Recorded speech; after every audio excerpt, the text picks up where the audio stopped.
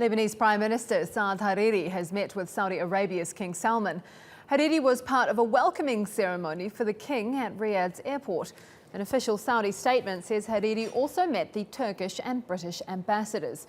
His resignation has put Lebanon at the centre of a power struggle between Sunni Saudi Arabia and Shia Iran, a rivalry that's already brought unrest to Syria, Iraq, Yemen and Bahrain. Well, James Dorsey is a senior fellow at Nanyang Technological University in Singapore. His work focuses on the Middle East and he joins me now live. Really good to see you. Let's start by talking about what message Hariri is trying to send by welcoming the Saudi king at the airport. Well, the question is whether it's Hariri trying to send a message or whether it's the Saudis trying to send a message. I would assume that it is the second, and they would show that Hariri is, or that they would want him to be seen as having freedom of movement and being received at the highest circles of Saudi government.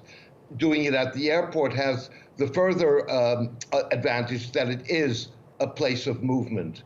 Fact of the matter is that the Saudis are under pressure both from the United States, the Europeans, and other parts of the international community to allow Hariri, if he wishes to do so, to return to Lebanon.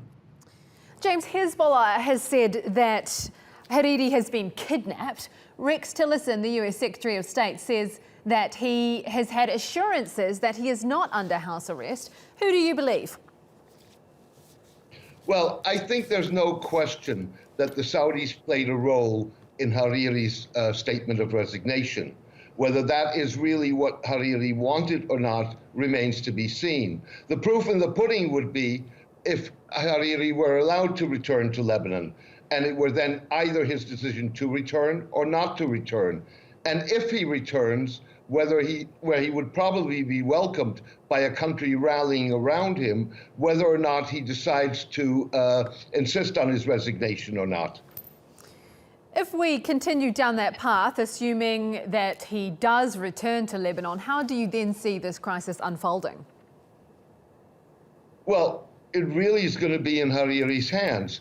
If Hariri returns to Lebanon, all factions of the Lebanese political scene are going to rally around him. You've had both his supporters as well as Hezbollah and others demanding that he return. Once he returns, if he indeed insists on resigning, then that was obviously his decision, and the Saudis would look quite good in this. If he were to return, enjoy popular support and say that he is not resigning, this would be a significant setback for the Saudis.